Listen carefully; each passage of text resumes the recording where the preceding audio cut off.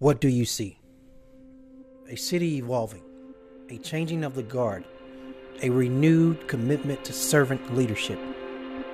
I ran for office with people in mind, serving everyday people with a new spirit of service, urgency, and optimism. The notion of serving everyday people should not be new or special. It is the least we can do. I have spent the past 2 years as a candidate and then as your mayor listening to you. I came into the mayor's office with a great team, a solid plan, and a lot of heart. And I challenge my team to think bigger, to think outside of the box, and to meet people where they are. I want to share all of this with you. I want you to see the Birmingham I see. We have our challenges, but we are making progress. Change is slow sometimes, but I have never been more hopeful, and I am driving my team to work with a sense of urgency to address the needs of the community. I have never been more optimistic about Birmingham than I am right now. I'm hopeful because of you, all of you, who have the courage to speak your truth and to work alongside me every day as employees and neighbors and friends. There is a bigger picture here. It transcends you and me. It's not just about who we were or everything we ever hoped to be. It's about right now, the present. It's about being the best version of ourselves, of Birmingham. I see it. Do you?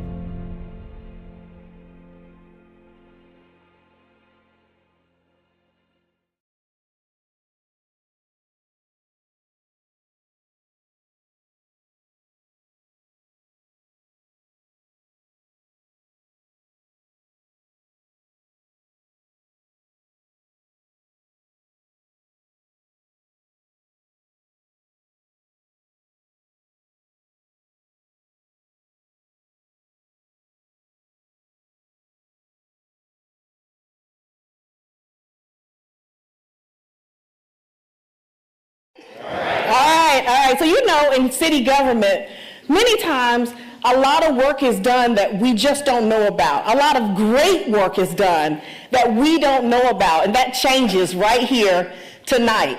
So you may remember, so within the first 100 days, the City of Birmingham Mayor's Office, they made recommendations on how to move the city forward. Then the strategic plan was published in October, and if you remember, Mayor Woodfin promised that he would give an update in 6 months, and that's tonight. He kept that promise. So please put your hands together. Join me in welcoming the man with the best shoe game in town.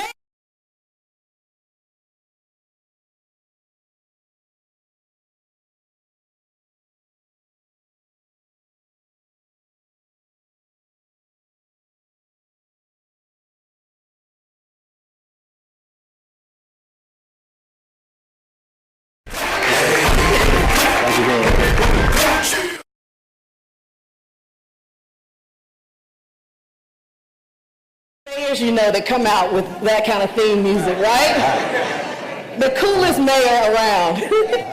So it's been a busy year. It has. Right. It has. Some ups, some downs, some things you expected, some things you didn't expect, right?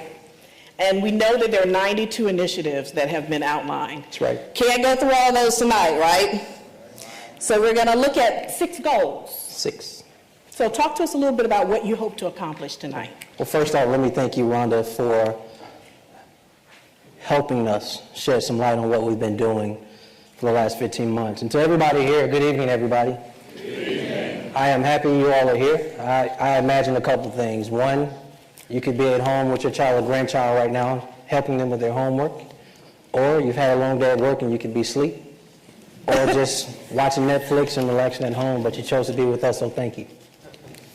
I will tell you that being the mayor has been an awesome opportunity to serve. And I think what I like to tell people is what a former mayor of New York told me about 6 months ago. They put the cameras in his face right at the 100-day mark and says, "What are you doing?" He says, "I'm building my team." And then they put the cameras in his face again at the 6-month mark and says, "What are you doing?" He says, "I'm still building my team." Wow. And they put the cameras in his face right at the 1-year mark and says, "What have you done?" And his response was, "I built my team." I'm very proud of the team I've been able to have and put in place. And so tonight, our goal is very simple. It is to have and create transparency for you all to take a look at and have an update on those strategic initiatives we've been working on. And those core values we've been talking about over and over for the last 15 months around customer service, around being efficient, around being effective, and transparency and accountability. We want you all to be able to walk out of here tonight, and whatever your circle, your sphere is, with family, friend, co-worker, your children, whoever it is, share with them what we're doing, because you all have the power to amplify what your city is doing on your behalf. There's 2 more things I would like to say. One is I do have to acknowledge Mr. Meeks, who's over at the Alabama School of Fine Arts. Y'all give it up for him.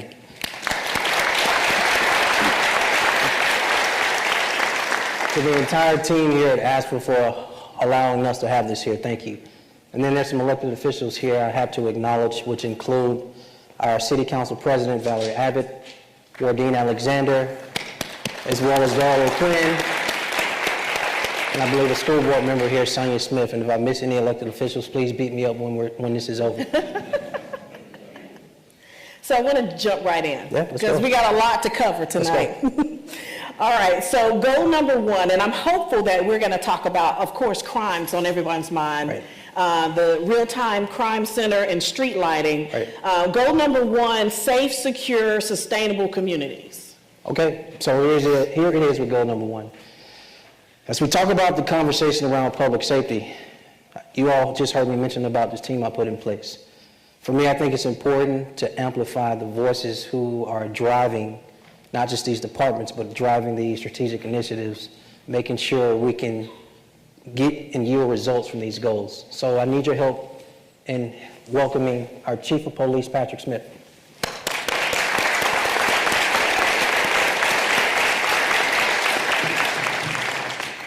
Hey, good evening, everyone. Good evening. Good evening.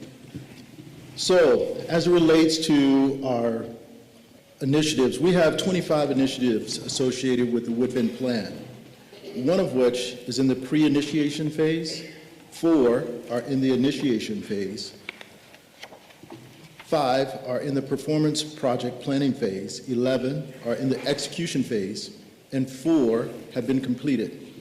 I want to talk to you this evening about a few things that have been completed and where we're going and some of the things we're working on.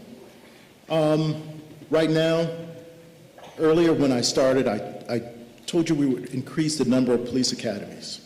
So this year, we've increased our police academies to 3. Next year, we should have 4 police academies so that we're keeping up with the attrition and we're increasing the number of police officers on the street. Our goal is to reach 1,000 officers for the city of Birmingham. The other part is in making sure that we have smart deployment, we have enough officers responding to calls, and to reduce the response time. We went to a 410 plan at the end of last year so that we had a number of officers on the street at critical times during the day, 4 layers of deployment, overlapping deployment, making sure that each and every day we had enough officers to respond to calls for service, also to reduce response time. We also wanted to supplement that with a lateral program and also a rehire program. So both of them are in full swing right now. We have a lateral program where we brought in 10 laterals already, and we'll graduate an academy class just next week, where we'll graduate 18 new officers in addition to 2 more laterals. I was swearing in just yesterday 4 more rehires, and so we have 30 rehires in the process right now in various phases. So we'll bring 30 additional officers on the streets back to the city of Birmingham. With the Rehire Program, we've been able to curtail the attrition rate by up to 70%. So a number of officers who would have gone other places They're staying right here in this city to give more to the citizens. Our goal is to reach 1,000 officers. We want to reach 1,000 officers by the end of next year, by the end of 2020, so that we can start preparing for World Games held here in Birmingham. Gives us something to look forward to, work for, but we also have to train and plan for that. And throughout the city, a number of you have complained about street lighting. Street lighting is a big issue, and it also is a measure that can sometimes breed crime or help criminals in their escape. So we've added, or are adding, 30,000 new LED lights throughout the city of Birmingham to make sure that we can eliminate many of the dark areas, and we're able to curtail crime also with that. But the most important thing is, where are we going? Well, where we're going is the city of Birmingham. We're working on our real-time crime center, and that's where we plan to leverage all of our technology and bring it into one central hub. Right now at the police building, we've dedicated half of the 4th floor to a real-time crime center, which you see just behind me. This is our goal, so that everything that we have, technology-wise, will be working together. Our ShotSpotter technology, in addition to our power cameras, in addition to license plate reader technology, our body camera, everything working together so that we can get a very clear picture of what's going on throughout the city. We can get real-time information out to our officers. They're no longer responding without sufficient information. And once complete, we'll be able to tell our officers, hey, it's not just it's the white Nissan that went westbound. We can tell them it's the white Nissan with the blue door, a donut on the right-hand side. Here's a picture, and by the way, the license plate number is XYZ. This is getting real-time information out to our officers so that they know exactly what they're looking for, who they're looking for, and we're not disturbing someone who has nothing to do with anything. So this is where we're going. This is our plan. This is how we plan to smartly police the city of Birmingham with great technology. Thank you, Chief. So as you all heard, yeah. Don't run away yet. Come on back, Chief. Come on back.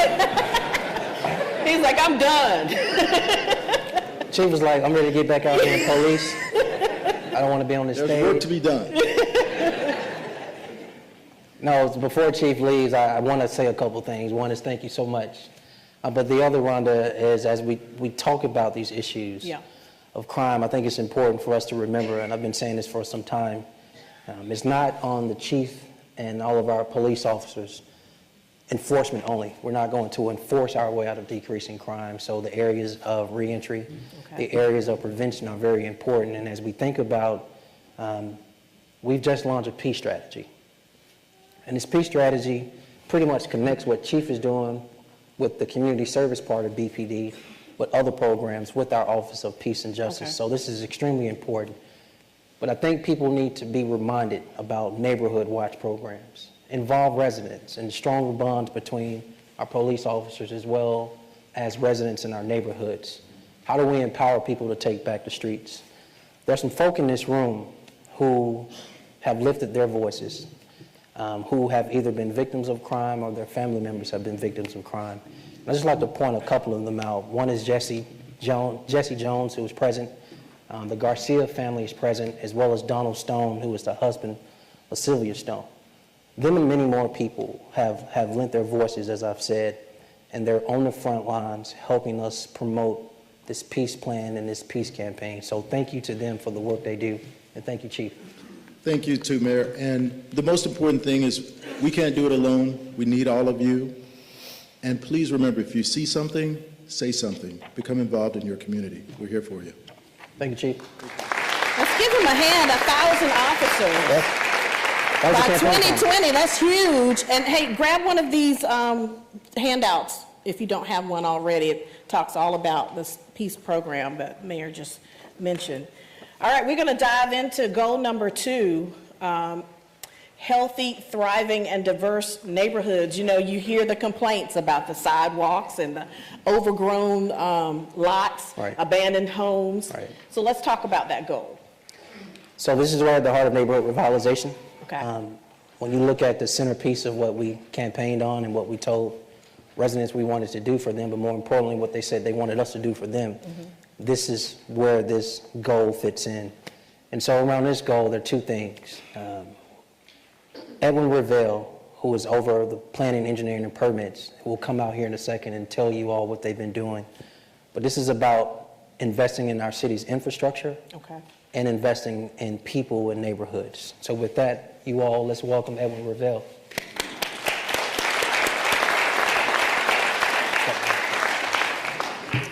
Good evening. Good evening. Thank you, Mayor and Wanda, and thank you all for being here on tonight. Goal number 2, healthy, thriving, and diverse neighborhoods. When we think about that, we're really talking about people and places. The people that we're talking about could be city leaders, citizens, business owners, car owners, sanitary, safe and decent housing, maintained streets, accessible sidewalks, parks, libraries. The goal of healthy, thriving, and diverse neighborhoods is how do we bring those people together to make better places? So let's talk about that. Tonight, 20 initiatives associated with this goal are being done and performed by no less than 6 departments across the city of Birmingham. And so I'm standing as a representative of a broader team. The team that the department I represent is planning, engineering, and permits, but our Department of Public Works, our Transportation Department, Mayor's Office, Community Development Department, and our Information System Management are all a part of this effort.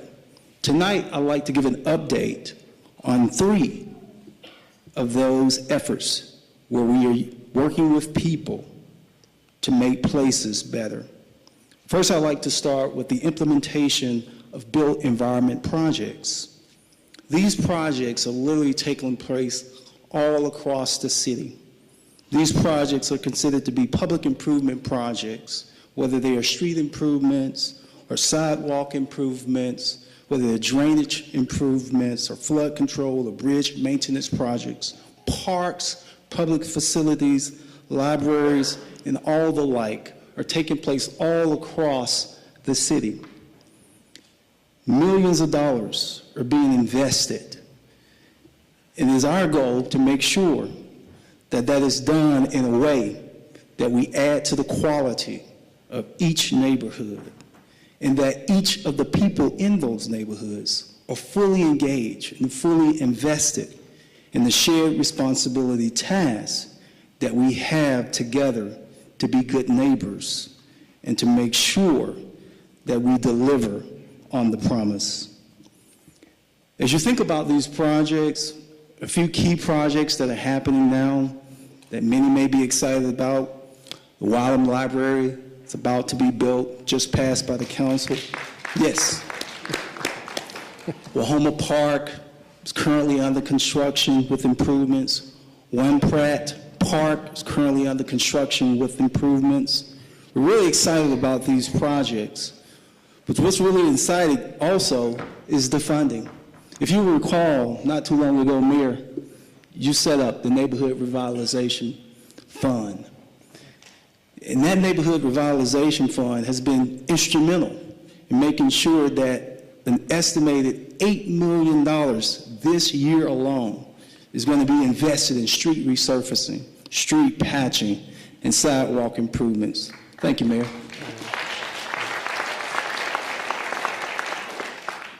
These projects contribute not only to the health and the vitality of our neighborhoods, but they also serve as incentives and triggers and catalysts for private investment. And we're really excited about the opportunities that they will continue to create and magnify and amplify throughout our neighborhoods. Our second activity or initiative that we're working on or to some extent has really been completed, is the adoption of the Complete Streets Ordinance. The Complete Streets Ordinance was adopted back in March of 2018. And Mayor, if you will recall, you set that challenge. And you said in the first 100 days of your administration, you wanted to see that done. And it was done on day 96. The Complete Streets Ordinance is not about a mere initiative, but it was a people-first undertaking that involved neighborhood leaders, community partners, like Health Action Partnership, United Way Grant Support, the AARP Technical Support, all with the laser focus on saying, how can we make sure that our streets serve more than just cars and trucks? How can we create safe places and spaces with our streets and our sidewalks so that all users can have an opportunity to use them? Complete Streets Ordinance not only talked about how do we create those spaces, but it also built upon and set in place a commitment on the part of the city that as we make improvements to our streets and our sidewalks, that we consider pedestrians, bikers, bus riders, those who roll in wheelchairs, that we consider, regardless of age and regardless of ability, all that would have an opportunity to be on our streets. And I'd like to say today that we're keeping that commitment. You say, how are we keeping that commitment? We're keeping that commitment. If you look, soon coming, the Center Street Streetscape Project will provide street and sidewalk improvements from Graymont Avenue to Center Place in the Smithfield neighborhood. But as a part of that project, bike lanes are included. The to be constructed this year 41st Street Improvement Project will provide, again, street and sidewalk improvements, but also bike lanes from 1st Avenue South to 5th Avenue South. We're committed deeply and strongly to making sure that as we design, as we build, construct, and maintain our streets and sidewalks, that they become places that can be used by all users. The last thing I'd like to share with you tonight is related to coordinated code enforcement. If you talk about creating safe places, clean places, and quality neighborhoods, you cannot do it without coordinated code enforcement. When the mayor got into the office, he spoke to us about removing silos. He spoke to us about departments working together, moving the city forward together. As it relates to coordinated code enforcement, whereas you may see us as one city, one body, there are no less than 10 departments that are engaged in code enforcement. Whether it's enforcement with dealing with the dilapidated house, sidewalk repairs, potholes, overgrown lots, junked vehicles, 10 different code enforcement units across different departments are involved in that. So coordination is key. And the coordination team has been set up, and that coordination team has organized into working committees where they have one committee that is focused on outreach, public outreach, realizing that we cannot move forward with coordinated code enforcement if the public is not informed, if the public doesn't know who to report to, if the public doesn't know what's a violation, then how can we move forward? That committee is working to make sure that we identify that and we address that. There's also a compliance committee that's in place that's working to make sure and examine how long does it actually take for a house to be torn down? How long does it actually take for potholes to be filled? How much of that is procedural? How much of that is legally required? Is there any wiggle room? Is there any opportunity for us to squeeze that time and to do it in such a way that we drive compliance sooner. That committee is looking at that. There's also a committee that's dealing with anti-litter and one dealing with technology. Just a few things to note as I wrap up.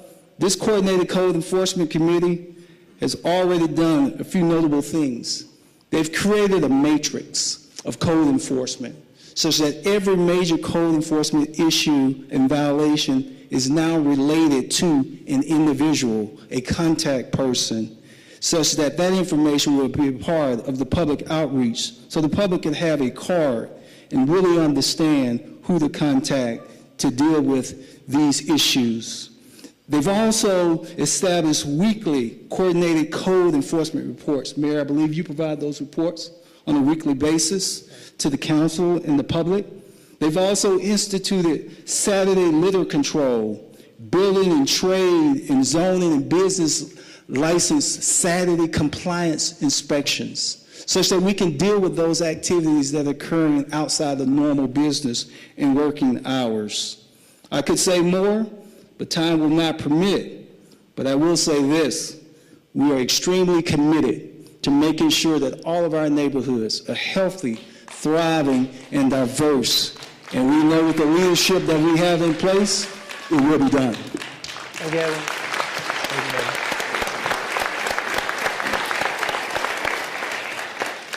I am curious to know, like, can residents call anywhere to get an update on a property if they have complained previously about it, or if they have suggestions about an overgrown lot?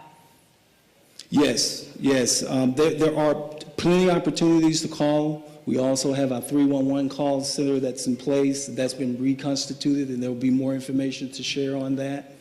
If they've already made contact with a particular department, like if they're dealing with a house that needs to be torn down or dealing with potholes, if they've made contact with that particular department, they can continue to follow up with that department. We continue to make sure that that information is provided and that we pay attention to what needs to be done. I will say this because I've kind of missed it, but as it relates to street repaving and street patching, that's coming really soon. We had said to the mayor that we'll work to get it done in August. He pushed us and said, get it done this fiscal year, and we're working to make sure that that happens. Thank you. Don't go nowhere yet. So, as you can see, the only bad part about doing something like this is you just don't have enough time to get in everything you want. I want to touch on a couple of things. One is the first party shared with you all about all the capital projects that exist, whether it's a park, rec center, a library, or anything of that nature. They're all on the city's website now. There are 300 plus projects that are open and being worked on, and they're updated on a weekly basis for any of you all who live in any of the 99 neighborhoods to just scroll down and see where this project is that affects your quality of life. The other thing I want to share before he leaves is we believe, as it relates to this healthy, thriving foods conversation, Rhonda, healthy food has to be a part of the conversation. And I presented a proposal of a food ordinance to the council. I'll be sharing with them about how do we change this to make it fit around healthy food initiatives. In addition to that, we have been actively doing two things, either trying to recruit grocery stores or expand the existing grocery stores that are in our city. I will tell you all that three have already told us no, but as I've said, and my commitment is I will wade through as many no's as possible until we get to a yes. We will continue to have this conversation around bringing healthy food to our city because this is what our residents deserve. Right. One last point to that before Mr. Revelle leaves us is shout out to all the neighborhood folk. Shout out to Jones Valley and all the other people who have healthy food and via gardens in their neighborhoods and already doing the work.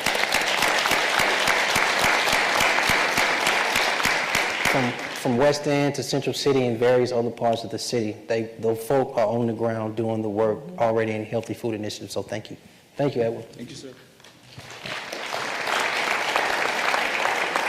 So I know part of city government involves building those important relationships that hopefully lead to jobs. Right. Very important on the minds of a lot of folk right now.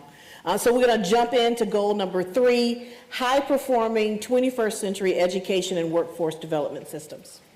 So, this is a very interesting topic. It is. I think for the most part, the city of Birmingham has never had a person whose job it is to wake up, think about workforce development, workforce training, the gaps in workforce, and then be on the solutions end of finding a way to close those gaps and address those issues. Every day, not just 5 days a week, 7 days a week, all day, daytime, nighttime, this is the job. You all should know, before I bring this next team member out, City of Birmingham has the 16th highest unemployment rate for young people. That is a number we should not be proud of. And the reason I say it out loud is because it forces me to be ashamed of it and then be intentional about doing something about it. Right. So our team lead member to do something about it is our Deputy Director of Talent Development, Rachel Harmon, and y'all welcome Rachel.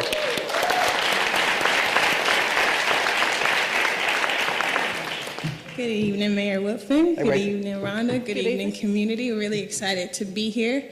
As the mayor said, a year ago, there was no one in the city of Birmingham that was focused exclusively on developing our workforce. And my position was really created out of a belief that in order for our economy to grow equitably, we have to make committed investments in our residents. Putting people first starts by investing in them, their skills, and their abilities, so that they can have a fair shot in a fast-changing economy. And we know that across every neighborhood in our city, talent is distributed equally, but opportunity is not. And so every day we focus on changing that reality by designing ways to connect Birmingham residents to high-quality jobs. I do this by building partnerships nationally and regionally and taking action to ensure that our city's workforce system is navigable, equitable, and effective. And we have 16 initiatives associated with this goal. And as Mr. Rovell said earlier, each of us standing up here tonight is representing a team of people across departments that are working on these issues. And so I want to highlight 4 of those initiatives, if we can get through them, that are at various stages of the project completion phase. One of the complete initiatives that we are extremely proud of and excited about is Birmingham Can Code, a partnership that we launched with Apple, Birmingham City Schools, Lawson State, and a variety of other partners. And through that program, 100 Birmingham City School students were trained in Swift coding language. Wow. So that's really exciting, but what is more exciting is that that partnership has led to the creation of coding camps at every middle and high school in Birmingham City Schools. And so they aim to reach 400 students this year. Wow. So this initiative is just one example of how powerful it is when the city comes together with our educational institutions and other partners in our communities to commit to our residents and to commit to making sure that they can thrive in today's and tomorrow's economy. A couple of initiatives that are in progress that I want to talk about, we transformed the way that we do incentives this year. And so we decided that no longer will incentives just go to land and equipment, they now directly benefit residents. And this is through the Putting People's First Funds Tip, Tap, Top program. Lots of vowels and letters there. But the point is that through this program, companies can invest directly in people who are at various levels in their companies and training them. And so through this program, SHIT this year has grown 881 jobs. And we plan to expand this program to other companies across this year and throughout. In the in-progress category, another program that I want to talk about is the BOLD program, and you will hear a bit more about this later. This is a $1 million grant program that we unveiled this year to partner with organizations across the community. And we are currently supporting 3 innovative workforce development solutions, one of which is the East Lake Family Hub through the Women's Fund of Greater Birmingham, where families that are experiencing poverty can access workforce training, child care assistance, housing assistance, and all of the other wraparound services that we know families need in the same location. So on the horizon, we've launched a number of partnerships this year, and one of them is with Southern New Hampshire University, SNU for short, and LRNG, and they are 2 recently merged organizations that are really leading the way in democratizing education and learning. LRNG has pioneered a youth-centered learning model called Playlist, where you go through a curriculum the same way that you go through a music playlist and earn badges when you've completed them. When they announced their merger earlier this year, they chose Birmingham to be their first microsite, which will be based in a public library, and people will be able to go there, which is very exciting. People will be able to go there and access free online learning curriculums in topics from financial literacy to social justice to design. A curated set of playlists will be piloted this summer through our Kids and Jobs program, which the Division of Youth Services hosts, and launch more broadly later in 2020. And something that's really exciting about this partnership is that they are actually in the process of exploring how those playlists can be counted towards college credit so that our young people can start their post-secondary pursuits early. So as you can see, we have been really busy in this category, but we have a lot more to do. Thank you, Rachel. Awesome. You have been busy. When do you sleep? I want to ask you about the microsite. I know you said a public library. Have you decided which library yet? We have not yet decided a library. We have lots of great options. We're thinking through how to make sure that it's accessible, that there's a suite of programs that will be complementary, and where there will be lots of young people will be able to take advantage of it. Awesome. So, Good news. so there are two things, y'all, that Rachel brought up. One is this whole anti-silo. So I want you to think of the various categories that touch this workforce. You have high schools, so that's the Birmingham City School System. You have the 2-year college system. You have our 4-year colleges and universities and institutions. You have our workforce agencies. You have the unions, and then you have the employer. Our job, our role is to serve as chief convener, to get these folk in the room to say, how do we invest in our young folk? How do we invest in our talent across the city, not just young people, but everybody, to make sure if a slot is created or employer is creating a spot, Birmingham residents can get into one of those spots and actually be employed. That's our job, chief convener. The other thing is, Rachel mentioned schools, and I have to give a shout out to several people. One is all the teachers in Birmingham City School System, okay? From Dr. Herring, superintendent, to all the school board members and all the other people who are educators, from the bus driver to the cafeteria worker. There are a lot of folk that invest in our young people, y'all. And so what we're doing to assist them is apprenticeships. Over the next 18 months, Rhonda, we'll be doubling down on our efforts to engage in the Birmingham Promise initiative. Okay. That is simply saying that we will offer different pathways for young people when they walk across the stage, whether it's straight into the traditional 2-year, 4-year college path, tuition free, or they can go straight into an apprenticeship program with the relationship from one of our employer partnerships. That is the investments we believe as a city will make. As it relates to this budget rolling out and partnering with the corporate Birmingham, you'll be seeing that. So here's a simple way I can put it, and it's just to add to Rachel's flavor. We're going to continue to invest in our young people and make workforce work for this community. Thank you. Thank you. So I'm really excited about goal number 4 as a new business owner, because I have a lot of questions about the whole process. Right. And it can be confusing and intimidating at times. So I really hope when we drill down on this goal that we talk about how small business owners can really have a voice at City Hall, within the city. Well, so part of my job tonight is around talking about these initiatives and talking about these 6 goals is framing. You all should know this $400+ million budget that the city of Birmingham has. A lot of it is dependent on 3 things: sales tax, occupational tax, and business license. Okay. Within that, a lot of that is heavily supported by small business owners. It is incumbent upon the city of Birmingham to really get it right. Its relationship with how we engage wannabe small business owners, with the opening their business process, the existing business owners and expanding their business, the renewal process of how they have to engage us every year. We have to get this right. These relationships are important. And so the team member here to talk about that, or help me talk about that, is Tanae Dolphin, the Director of Business Development and Opportunity. Tanae.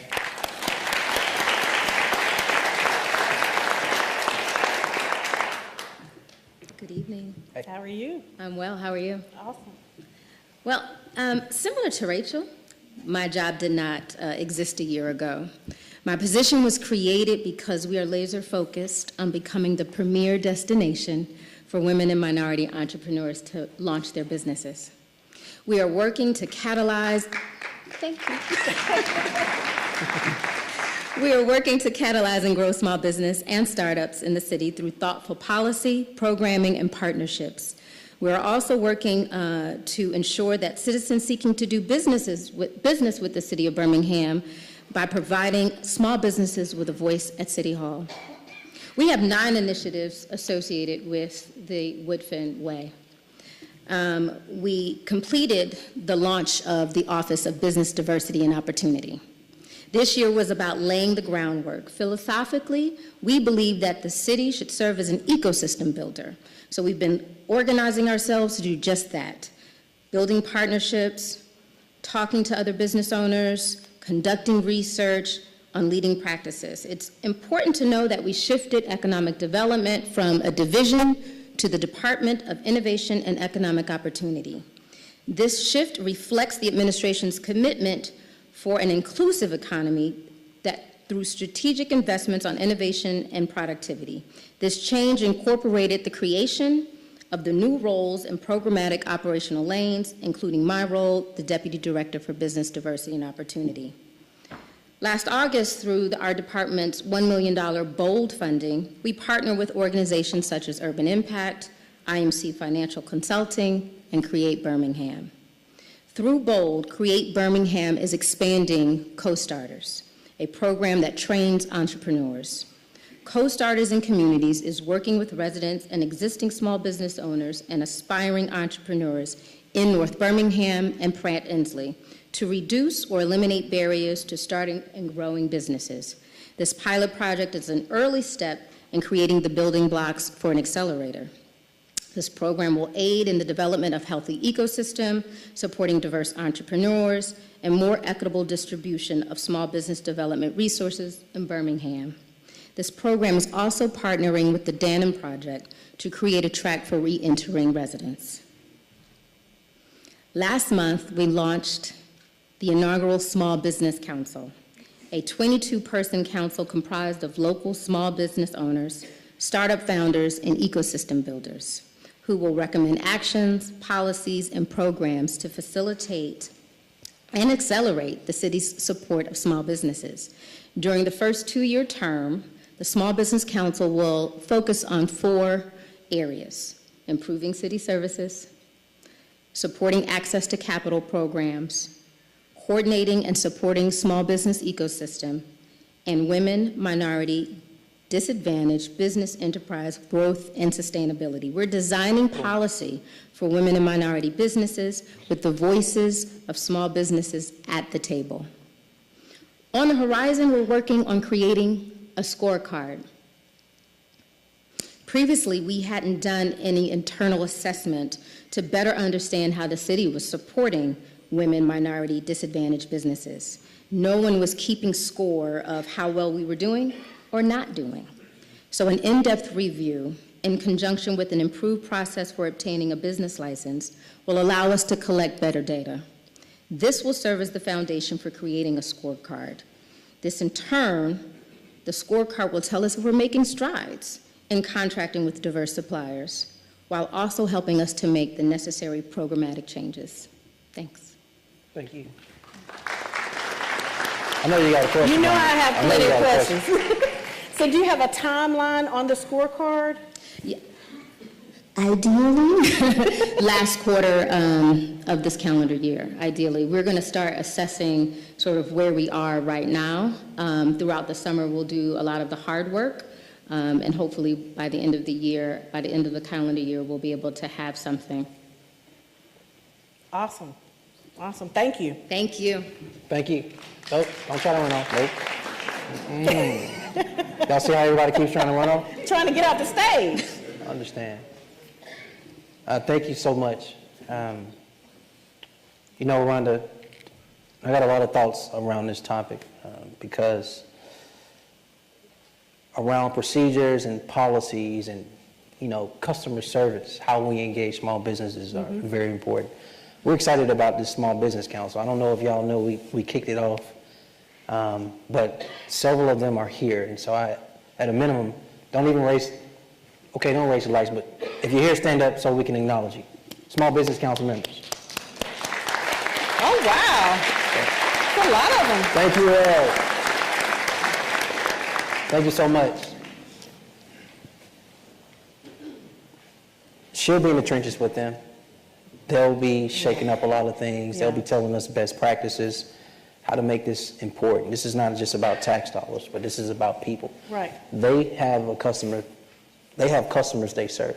In order for them to do their job well, their interaction with the city of Birmingham has to do well as well. So we're excited about this. Thank you all, and thank you so much. Thank you.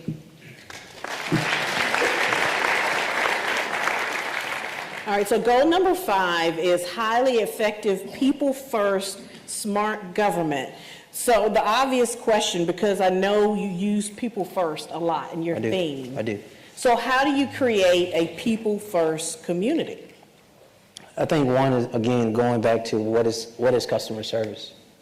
I think 2 is when I drill down the fundamentals, the blocking and tackling of municipal government, you got to get the basic services down right. Okay. Before you talk about the Hail Mary, the trick play of the Wildcat, you got to get the block, you got to block and tackle. Right. So in regards to that, I have a leadership team, a chief of staff and a chief of operations that goes in here and with these tasks around basic services, around how do we communicate better, around 311 and all these other issues that everyday residents deal with. They're on the front lines addressing. So with that, I want to bring out my chief of staff and my brother, Cedric Sparks.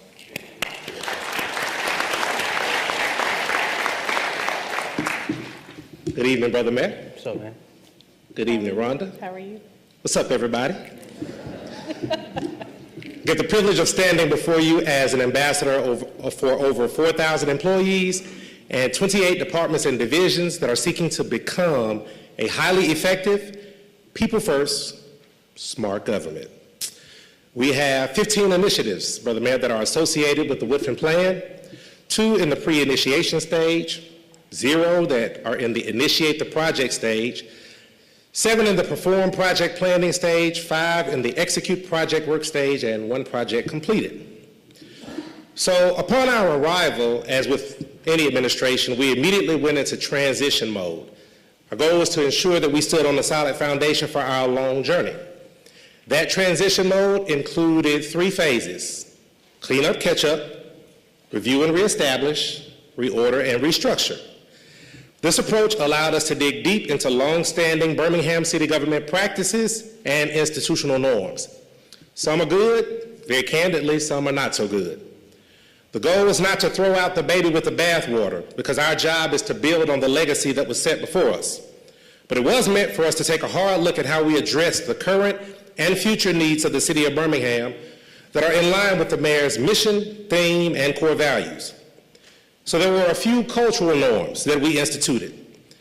We said we desired to be an administration that dealt with no mess, no junk, and no drama. And if you brought it, it had to go, and you had to go with it. Wow. We desired to be an administration where employees could look forward to coming to work, where we created a positive work environment. We believe that systems work, and they absolutely do work if you create them right and if you let them. And we desire to have non-negotiables with regards to how we engaged each other and our citizens. We believe in call people back. We believe in respond to folk emails. We believe in if you see a need, fill that need, just to name a few. But there were also some programmatic policy and performance changes that had to be made. With regard to staffing, the mayor instituted national executive level searches, where we did a combination of national and local talent, where his goal was to recruit the best and brightest to lead our Birmingham city departments and divisions, And he had a mandate that if you came to Birmingham, you had to live in the city of Birmingham to lead in the city of Birmingham. We increased our efforts with the personnel board, where we were working with them to improve the city's hiring process. We did our best to start instituting a culture of morale-building efforts, where we do department appreciation days, and our Caught Doing Good program, where we absolutely hold employees accountable that do wrong, but we celebrate the employees that get caught doing good. We right-size our departments, and we lead with interdepartmental cooperation so the left hand knows what the right hand is doing. We began streamlining processes, and we instituted Operation Stop Doing the Dumb Stuff, where if you know it does not work, quit doing it. We institute Getting to Yes. Do not let your first response be, no, we can't. It is, we will work to make it happen. So culture change and focus on programming, policy, and performance were the mayor's order of the day. However, we did notice there was one item that became the elephant in the room. A year ago, we had an event similar to this one, and right before that event, the mayor was told that our Fitch pension fund was a serious issue that had been developing over the last 18 years. The mayor decided early on that though it would be hard and not very popular, that he would do right by our employees and deal with this issue head on.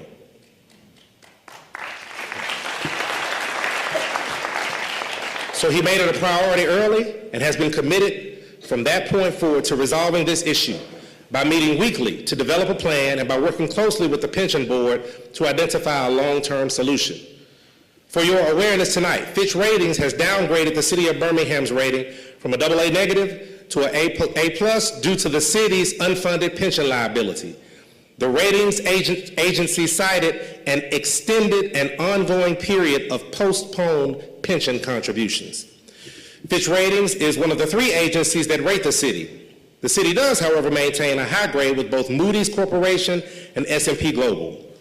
Fitch has, however, identified the city's solid revenue framework and healthy fund balances in support of its A+ rating. In addition, Fitch's ratings outlook for the city has been revised to stable from negative. Also, to allay any concerns, the downgrade has no impact on the day-to-day operations of city government or employees' employment with the city of Birmingham. Mayor Whitford has made Protect the Pension a critical focus of his administration. Financial oversight and checkbook portal. Everybody knows that the city of Birmingham produces its budget every year, and things are required of all of us for our financial oversight. That's why we created the Open Checkbook Portal, which documents the city's expenditures and promotes transparency and accountability. Again, the mayor's core values. Simply put, we want you to see what we see, and we want you to know what we know regarding the city's spending. And then last, because customer service was such a vital part of the mayor's vision, the mayor decided to create an Office of Customer Service. The goal is to close the gap between citizen needs and also the services that we offer as a city. So in closing, we ain't where we want to be. We ain't where we're going to be. But y'all know the rest. We will have a highly effective, people-first, smart government, and we're committed to working hard every day to ensure that we get there. For you, for us, because we deserve it. Okay. Another man? So I heard he's been here 21 years. 21 years as a city employee, y'all. The only one that didn't want to run off the stage, too. Everybody's trying to run off the stage. I don't know. We showered today. We did. We're still here. No, go ahead. You got to So if people, because I know that you packed a lot of information into that presentation, that if people still have questions or they're unsure about something dealing with the pension, where can they go to get that information? Well, we ask that they direct their inquiries to our Human Resources Department, and our Human Resources Department will fill those questions through our Pensions Division through our Finance Department. So they can feel free to contact Contact the mayor's office. We'll connect them with the Human Resources Department. I think you can also direct them or suggest, I think it's birminghaml.gov/pension. Exactly. Okay. They can go to the city's website as well. Okay. Yeah, but, so 2 things to note on that. I don't know if y'all heard this number, we have 4,000 plus employees.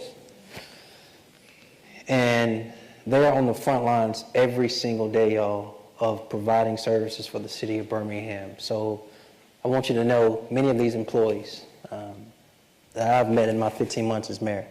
Y'all, they've been here 15 years, 20 years, 25, 30 years. I met an employee today who works in Park and Rec. Next month, she will have served 35 years as an employee of the city of Birmingham.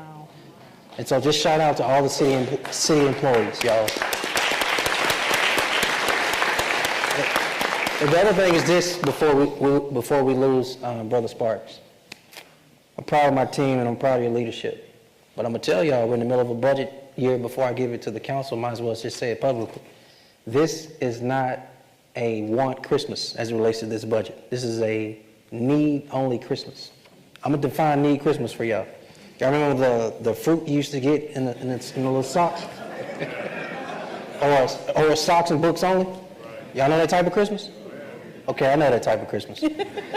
That's how this budget's going to be. It's going to be lean. And if it's not focused on the basic services and infrastructure and the pension, everything else is a distant third as it relates to a priority. We'll talk about it later.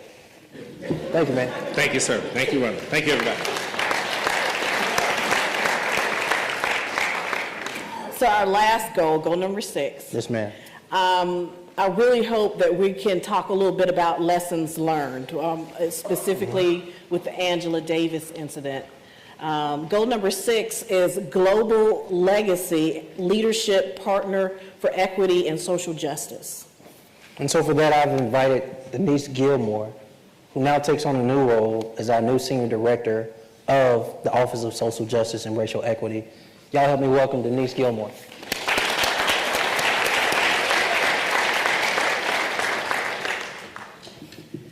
Thank you, Rhonda. Thank you. Mayor Woodfin, I am very honored to serve you and the city in this new capacity. And thank you for the opportunity to serve. Yes, ma'am. Good evening. You all have been most attentive, and thank you. First, let me share that the Office of Social Justice and Racial Equity seeks to address social justice on 3 levels: personal, institutional, and community. We seek to address complex social challenges with innovative solutions by bringing community members together to integrate their ideas, knowledge, and expertise. The Office of Social Justice and Racial Equity is comprised of the Offices of Peace and Policy. Many of you may have known it as the Office of Community Engagement, Cultural Preservation, and LGBTQ+. The work of these offices all strive to create an equitable distribution of resources and to ensure that all residents of Birmingham are physically and psychologically safe and secure. We have 7 initiatives associated with the Woodfin Plan. I'm going to highlight just a few of them. We have recently launched the Office of Social Justice and Racial Equity and have successfully created the LGBTQ+ Advisory Council. The Human Rights Commission has begun its work. Community members are actively helping to create a vision of equity and access for all residents, regardless of race, religion, sexual orientation, or gender. Mayor Woodfin has recently appointed a diverse group of community and civic leaders to the Birmingham Civil Rights Institute Accountability Advisory Task Force. Its charge is to assess and advise the mayor on the city's upcoming management agreement with the Institute in the wake of the fallout from the Angela Davis controversy.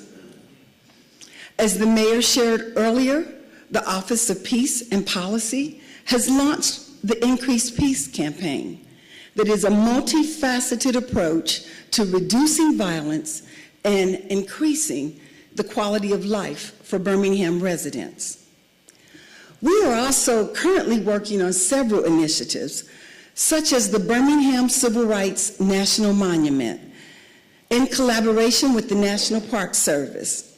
It was created by President Barack Obama in 2017. We regularly convene stakeholders to create an equitable vision for revitalization. A representative of the Office of Social Justice and Racial Equity is serving on the Jefferson County Memorial Project, which seeks to claim the Jefferson County Lynching Memorial in collaboration with the Equal Justice Initiative Project in Montgomery. On the horizon is the restoration of the A.G. Gaston Motel. Mock-ups and pre-development is already underway, with the Phase 1 restoration scheduled to begin in July of this year. The A.G. Gaston Motel is the historic site where Reverend Fred Shuttlesworth, Dr. Martin Luther King, and other civil rights leaders gathered in Room 30 to strategize and to plan the 1963 Civil Rights Campaign. The protests and marches, which, as we know, would happen in Birmingham, changed the world, and ultimately the course of the nation in granting civil rights and human rights to all. So Frederick Douglass said, if there is no struggle, there is no progress. So know, Mayor, that the Office of Social Justice and Racial Equity team is ready and eager to use our collective energy and talent to advance equitable outcomes for all Birmingham residents. Thank you. She covered it. You covered it. Yeah, she covered it. No question. No question. And she's not running. I'm surprised. She's not running either. Awesome. So I think you all know it's been a lot of talk, Yeah. a lot of conversation, intense conversation around social justice issues in our community lately. And for me, there's something that lies underneath all of this conversations. I believe it's a lack of dialogue. Okay. I believe it's a lack of engagement and how we engage in each other. Many of you all have told me, even before I became mayor, that you have felt disconnected from the city. You felt disconnected from your local government. You felt disconnected from Birmingham. I didn't take it lightly when they told me that. I didn't take that lightly. I sat down with my team. I know Denise has been a part of many of those conversations. And I explained to them what citizens are feeling, that I don't just feel it as mayor, I feel it as a citizen as well. And the bottom line is, all of you all should feel connected to the city of Birmingham for one simple reason, Rhonda. It's because you are Birmingham. I believe that. And part of that belief is this government is not just for us. Right. When I say us, I mean the people that work there. Mm-hmm. It's for all of us, the people not only we're serving, but for the residents to feel empowered in this process as well. And so, if I was being honest, Denise knows this, it's probably one of the topics that keep me up at night, because I'm thinking about it. How do we make it better for everybody? Mm-hmm. You have your basic services issues in this hand, but these social justice issues really take a hold of the dialogue in our city and make people feel some type of way. Right. And so we have to address that. And so I want to share with you all, we've come up with a program that I believe is pretty dope. It's how it really opens up government for each of us.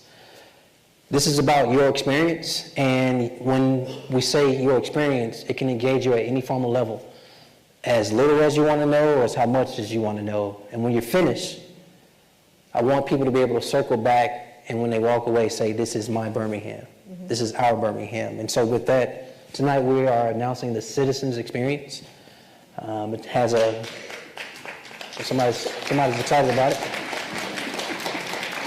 Somebody must have been tipped out, because this is my first time saying something like that. Yeah, what's up with that? We like acronyms, so we call it ACE. It's a Okay. citizen-wide leadership initiative. And it is to bring everyday citizens together in a deeper dive, a deeper dialogue, a deeper connection to plug into opportunities around the city. We want them to walk away with a couple things. Actually, while they're in it, here's the deal. We want you to be able to understand the civics of government, A through Z's, because many people just don't know it takes a year to pave a street. It's confusing. We want people to feel connected. That's another portion of it. And then my favorite part, or at least it's one of my favorite words, we want to encourage you all to be on the solutions end of how do we address these problems we're all concerned about. So with that, I'm very excited, and I hope you all, at a minimum, can go to, again, the website, got to plug it, birminghamal.gov/ACE, that's ACE, to get involved in that. That program is free, no money, We like free. and it kicks off this summer in June, so we hope you all will participate. That's awesome. I think it's really good information because a lot of times when you get the calls about the abandoned homes or the overgrown lots, people want action like yesterday. Yeah. So to understand the process, Absolutely. it helps people realize that maybe their complaint is not being ignored. There's a process. You That's got to right. find the owner of the property, give them an opportunity to fix the problem. And That's right. It's a process. So, yeah. So go to the website, right, if you want to get involved. Yeah, again, that's It's free. birminghamal.gov/ACE, ACE. Okay. So that's all of our goals. That's it. We just went through all 6 goals. Can we give a round of applause to all of the presenters tonight? And I also want to give a shout out because it is Women's History Month. Man, the awesome job. Have y'all been on social media? Have you noticed the the Stronger campaign? They've highlighted a different woman like every day. That's huge. That's huge. And thank you so much for allowing me to participate in this awesome event. I really appreciate it. Again, so I'll keep it brief. I do want to thank you again. I want to thank the team. These are some of the faces, but we have a large team. And I'm happy for the work and commitment and the sense of urgency in their heart they have every day for the people of the city. And then lastly, to you all, I just want you to walk away with this. And I'll continue to say this. This is where you become the choir, so you'll hear me repeat things over and over. We don't have to be any other city. We just have to be the best version of ourselves. But I believe that starts with all of us. So I hope you'll join us in making sure we continue to become a better administration for you all. Thank you. Have a good night. Awesome. This is great, sir. Thanks, my friend. Thank you so much. Have a good I really appreciate it.